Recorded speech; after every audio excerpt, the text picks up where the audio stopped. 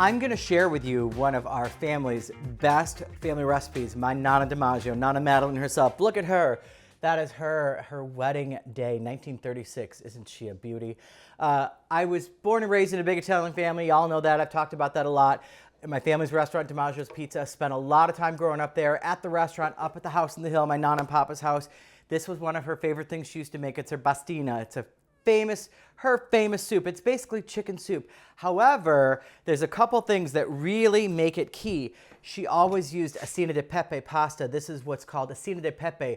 It literally means seeds of pepper. And if you look at it, it looks like little balls of pasta. It's sort of similar to couscous. This is key, what makes it real authentic Nonna, and I'm gonna show you a couple other things at the end too.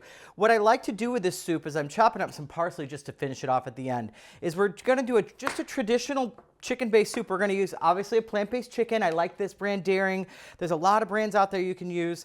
I like to do a rough chop on my vegetables. So I'll take the carrot and I'll cut it in half. I'll cut it one more time, and then I'll just do some cubes. I like to keep it a little bit chunky. Sometimes when you go to get a soup or you order a soup in a restaurant, they'll have really, really minuscule little fine, little really chopped up little teeny little pieces of vegetables. I like to keep it a little more chunky. Sometimes they'll blend them or puree them. Same thing with the celery too, right? So we're gonna use onions, we're gonna use celery, we're gonna use carrot. We're gonna obviously use some vegetable broth as the base. And what's great about this soup is it's really simple. It's a one-pot recipe. Now here's another trick, a secret I'm gonna tell you. Cook the pasta in the soup while you're making the soup. Don't cook it separate and then add it later, because what will happen is when you add the Acini di Pepe to your broth, it's gonna cook in the broth and it's gonna absorb all that flavor. It's gonna be so rich and delicious, and you'll see how big they really explode in size. So be careful not to use too much.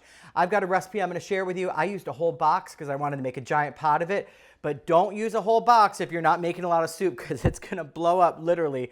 Gets like probably 3 or 4 times its size. And what's great about this soup is it's also called Nonna's penicillin. A lot of people, you may have heard that expression before. It's like anyone's grandma's traditional classic chicken soup, right? It'll cure anything that ails you. But this was one of my favorite things. I used to watch my Nonna make this all the time. She would literally put a whole chicken in it sometimes and just pull out the pieces. But for us, remember, we're gonna do the little plant-based twist. So we're gonna use all those ingredients, some herb seasoning, vegetable broth, obviously. Now what's great about this is to make it really Sicilian, really Italian, traditional, like my Nonna used to do.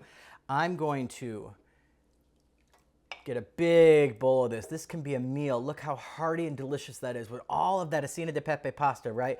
You're gonna get a lot of thickness from that soup. The pasta, cooking it in the soup, will also thicken it up as well, but you got some broth in there. And then at the very end, this is one of my favorite things to do, is you wanna add in just a little bit of butter. Plant-based butter, obviously. You can put this in the whole pot, but if you put a little bit on the top there, it adds another layer of rich butteriness. Oh, it's so rich and delicious. And then Parmesan. Now, you cannot serve this soup or make it without Parmesan. And now, obviously, for our purposes, for Joey D's Kitchen, we are using the plant-based, one of the products that I like.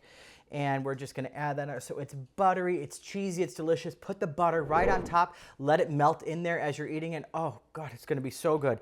And then just a little fresh parsley on top for some color and some brightness at the end.